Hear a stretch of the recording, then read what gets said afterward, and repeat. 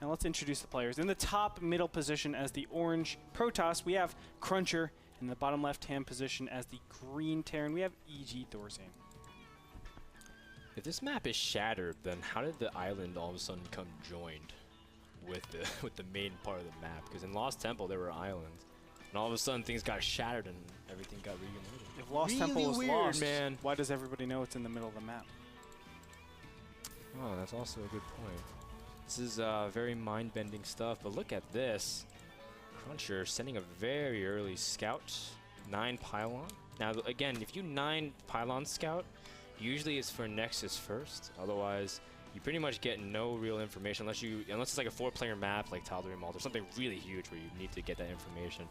But CrunCher is scouting again very early. He's going to find his opponent is cross spawns. He doesn't know that it's forced cross spawns on NASL Shattered Temple, which is kind of unfortunate. Saves him, or it would have saved him a lot of time.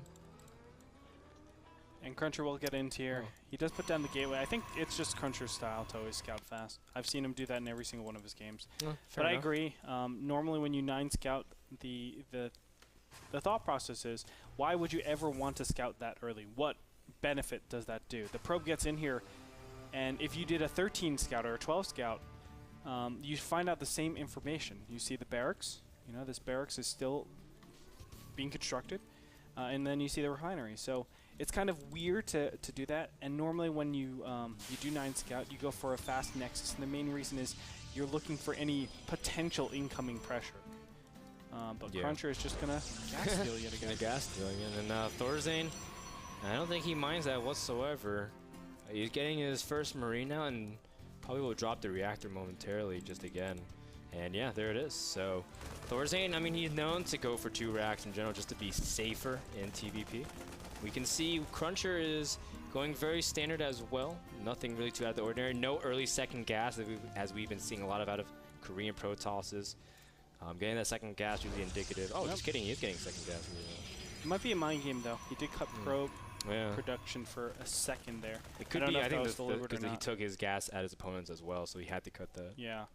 Ton of chrono boost being saved up as well, so we could see like an in-base 4 gate, I think. Yeah, it looks like that, something like that. Well, we'll see. I mean, ThorZaIN does keep track of that of the gas count. Whoa, look at this! ThorZaIN is placing a factory off to the side, and so again, we were talking earlier about game number 2, making the exterior seem exactly the same to your opponent. Alive did the same to Cats. Now ThorZaIN to CrunCher, you can see that the reactor, I think, is in sight. Yeah, it's in sight of that assimilator, but he doesn't see the factory, so this is a fantastic decision here just to really mask what he's truly doing to CrunCher. Exactly. Chrono boosts are additionally spent on that cybernetics core, so the warp gate is getting that fuel. I do want to mention that he had a probe out there to make it look like it was going to be some sort of expansion. Look at that, he puts a pylon there too. And it is 4 gate inside the opponent's base. Wow. And ThorZaIN doesn't see this. Is so unfortunate. Yeah, this could be really powerful. Actually, it will be very powerful. This is a dream scenario. I mean, this is exactly what every Protoss dreams of happening, as they're not able to pay attention. Oh, actually, it gets spotted out really quickly. Oh, yeah, very nice job there by ThorZaIN, finally catching sight of it, saying, something's not right. And now he finally sees it, and that's going to be bad news as Warp Gate is just about to finish. And with 10 seconds on the Warp Gate transition, it's not going to be enough. Nope. Yeah, I don't think there's any way for him to get all the units out in time, because it needs a good 4 or 5 seconds for them to warp in. So unfortunate. And here we have, oh man, he hasn't had another pylon actually started up. Oh, yikes. So this is going to be even more time that he has to wait, and a bunker is going to be placed. I love the positioning of this bunker, by the way. Not at the very top, but a little bit further back. Exactly. Not to the side of the... Because if stalkers want to actually attack on this ramp, it forces them to actually move command up, which gives you a couple more shots rather than having a nice surround on the bottom. Yeah. Which sounds kind of weird, but no, it is. No, it's good because you want to protect the ramp ultimately, so that way the stalkers have to hug the side and ultimately put themselves in danger.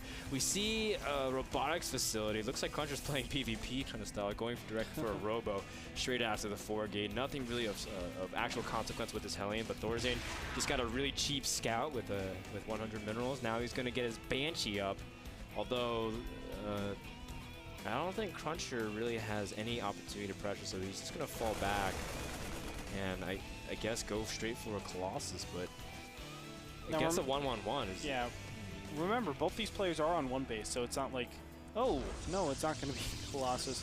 Huh. Twilight Council gets plays. Wow. So what do you think this could be, Frodan? Well, he does have a couple options. I think he knows the 1-1-1's coming, right? I think he's got a good scout of everything. He saw the Hellions. I don't think he saw anything else, but that's all he needs to see. And with that, he might want to get charge out really quick to make sure to meet any of the tanks, Marines. But he still needs an answer. Oh, it's going to be Blink. Oh, yeah, he also could get Blink, but I think just charge is better. The amount of stalkers that he's made so far. Wait, what? He cancels his Twilight Council. Super mind games, man. Huh? He's mind gaming us, man. He's mind gaming the casters and ThorZaIN because he's canceling things. ThorZaIN didn't see the Twilight Council. So Did he? Oh, he didn't. He can't mind game. What? Oh, wow. He's just. I am so perplexed. You know, I couldn't actually tell you what was going on right now. But we do see the Banshees making his way to the top right half of the map. Now, this observer will be very key in terms of scouting out his opponent's composition as well as the location, but he's going to have something to deal with the probes back home. Oh, sorry, the Banshee back at home, because you can't lose too many probes here.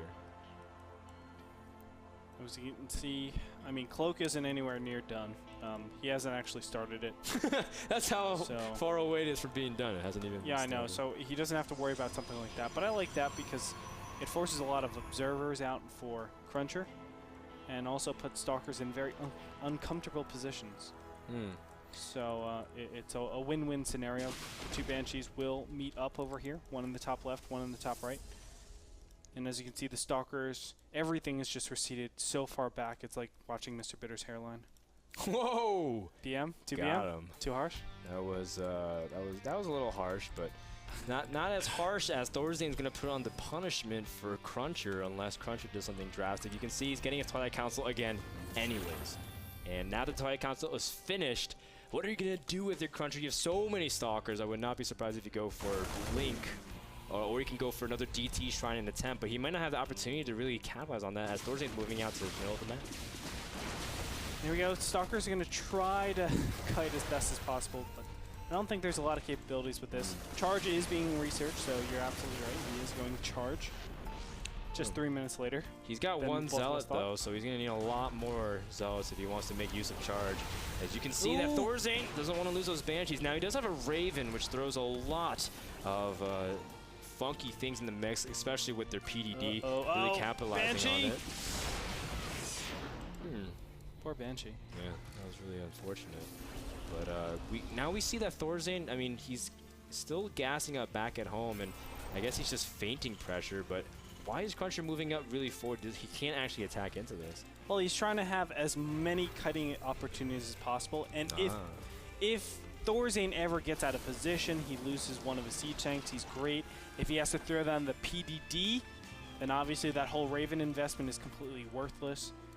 Ravens are actually a very, very burst-style defense, right? Is that right? Yeah. Yeah.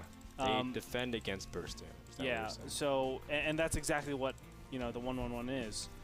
It's really good at taking a position and just denying it from your opponent. You're talking about position.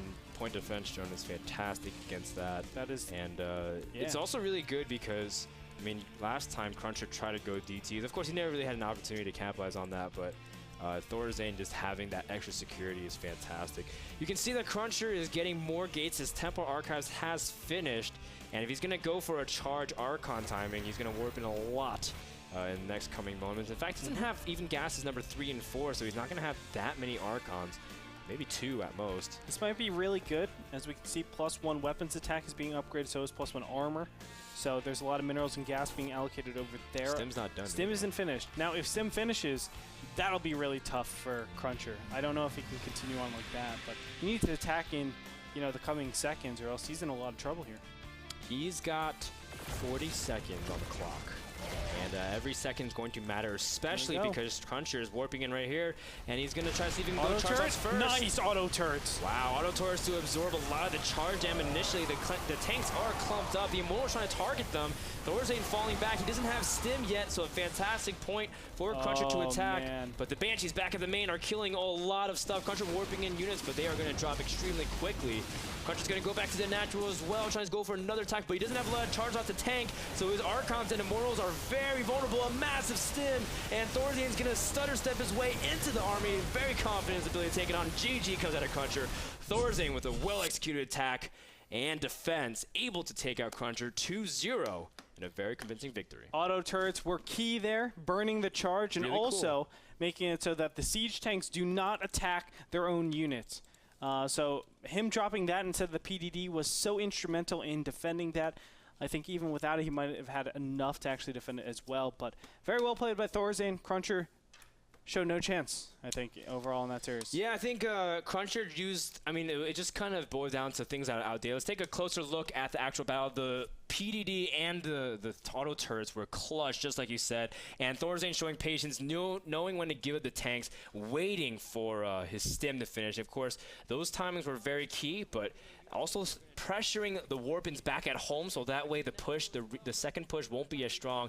And again, CrunCher pushing in here once again had nothing really to tank against the onslaught of Marines with stim finishing, and that was even without +1/+1. Yeah, they were just about to finish. So how advantageous for ThorZaIN. He seemed to play that very easily and took the win in game number 2 on Shattered Temple. So congratulations to him. He'll take another win here in the North American Star League. Another $150 goes to the prize purse of ThorZaIN. And ThorZaIN moves up in division accordingly after a very much needed win.